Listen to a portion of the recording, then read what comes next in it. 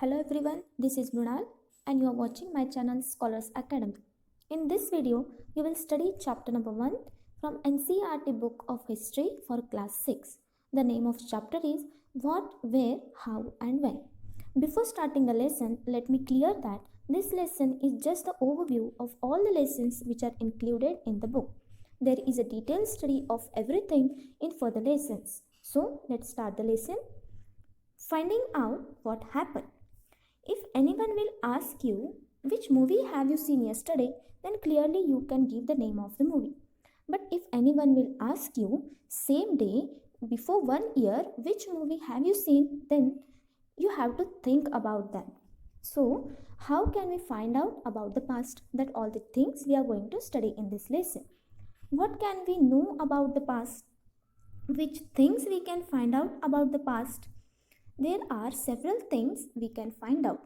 What people ate, the kinds of clothes they wore, the houses in which they lived.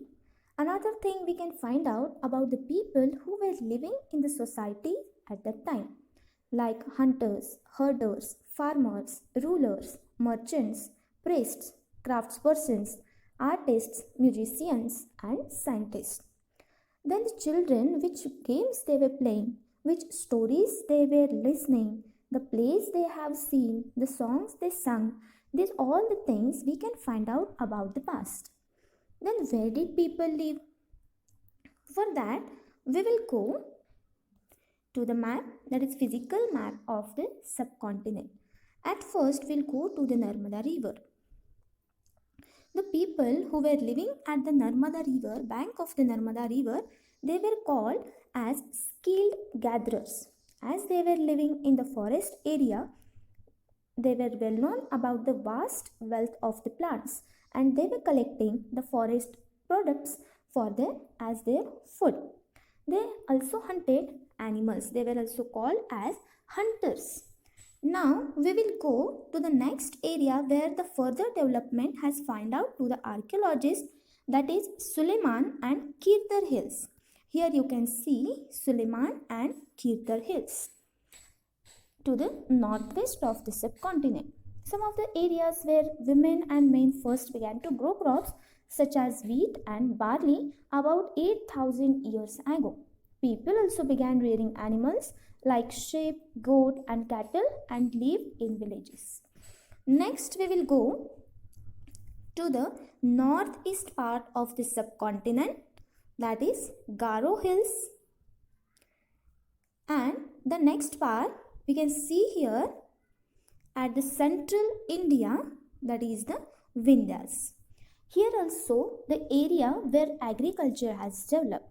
The places where rice was first grown are to the north of the Vindhyas. The further development the archaeologist has found about 4700 years ago at the bank of a river Indus and its tributaries. Now we locate the Indus River and the tributaries. It is the Indus River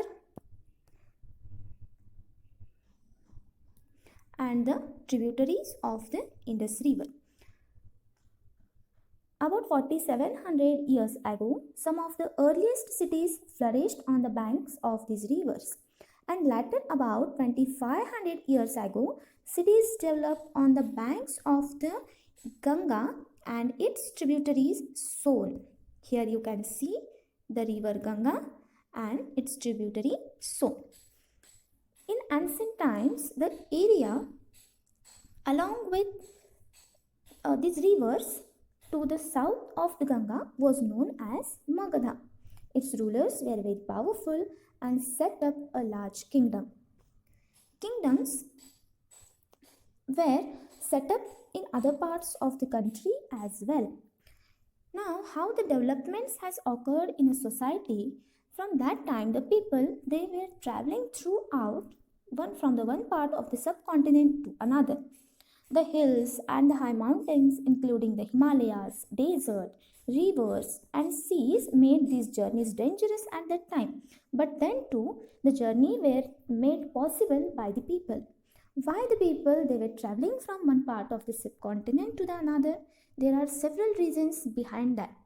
Men and women moved in search of livelihood, at some times to escape from natural disasters like floods or droughts.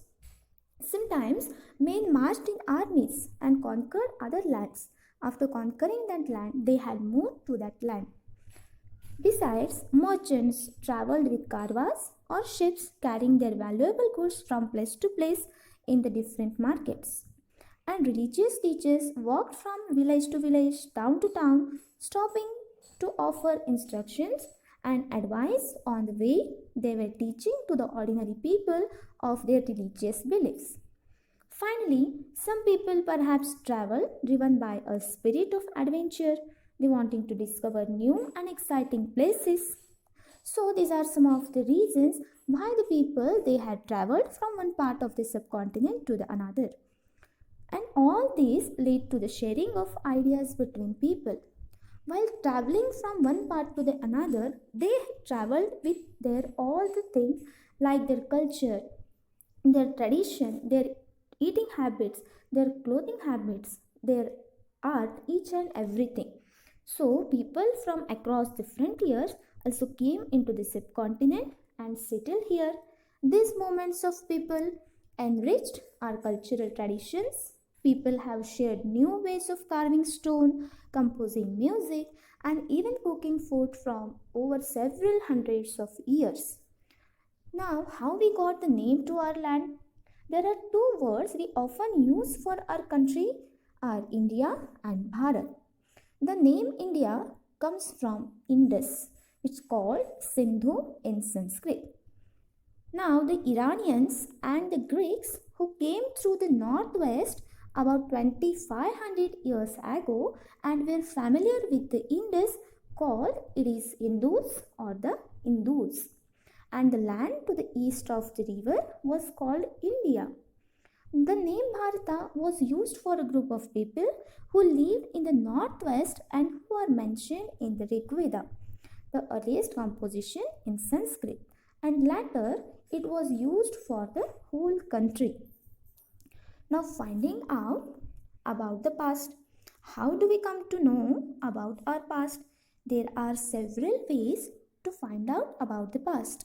One is to search for and read books that were written long ago. These are called manuscripts because they were written by hand.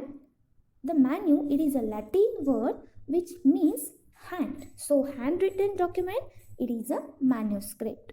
These were usually written on palm leaf or on the special prepared bark of a tree known as birch which grows in the Himalayas.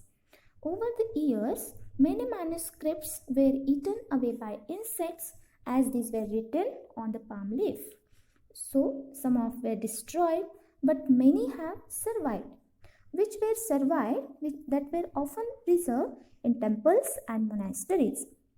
These books dealt with the kinds of subjects like religious beliefs and practices,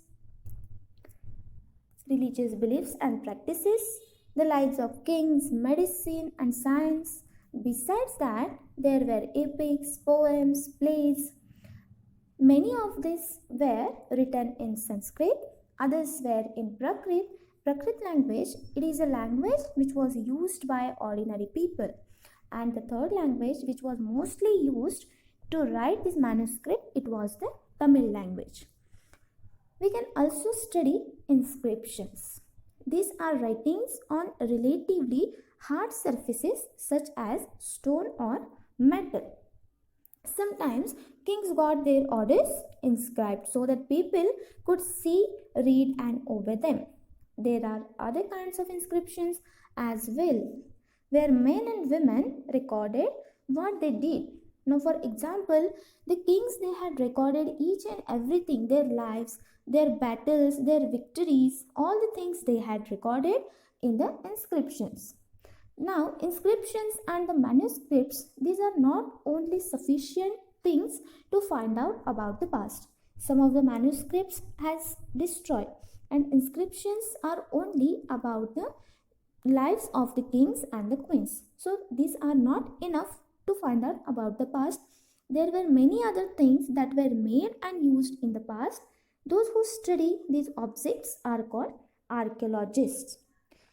They study the remains of buildings made of stone and bricks, paintings and sculptures.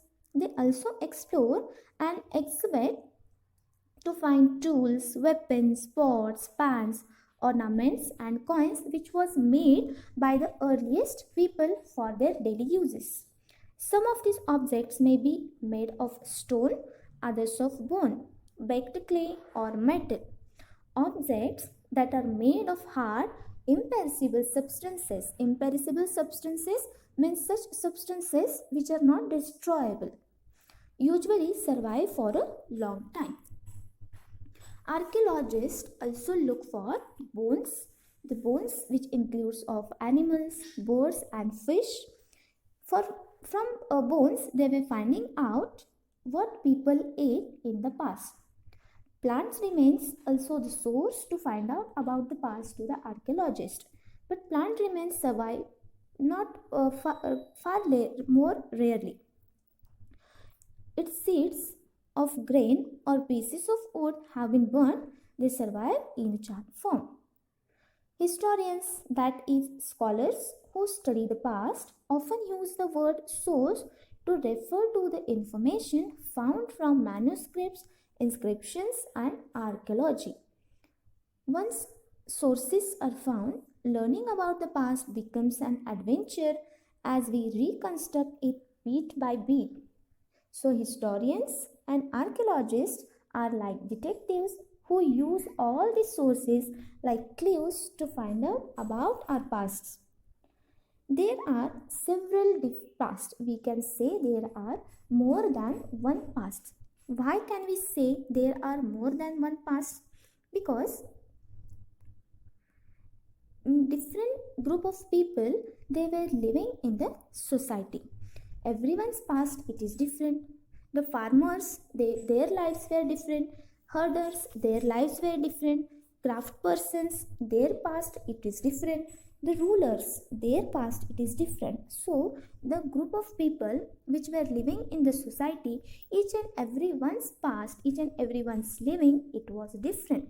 So there are different types of pasts we can find out. As we have seen earlier, kings and queens, they had recorded each and every activities what they had done. But the ordinary people, they had not recorded, they had not kept any kind of record of their lives. So there are much more things are remaining to find out about them. Now, what do date means? If anyone will ask us date, how do we tell them a date? Day, month and year. How do we assign these dates? The date generally assigned to the birth of Jesus Christ, who was the founder of Christianity. Now, this is 2021. It means 2021 years after the birth of Christ. All dates before the birth of Christ are counted backwards and usually have the letters BC added on. Now, if we are writing today's date, with that we can write AD also. Okay, sometimes we find AD before the date. For example, AD 2021. AD, it means Anno Domini. These are the two Latin words which have a meaning in the year of Lord, that is Christ.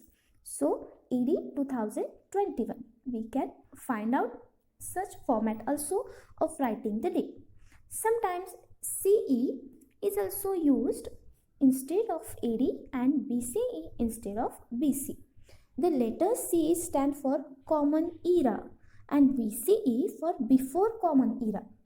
We use these terms because the Christian era is now used in most countries of the world.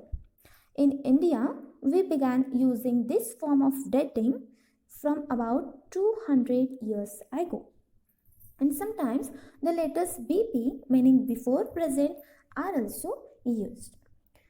If you like this video, like it, share it, and please subscribe my channel. Thank you.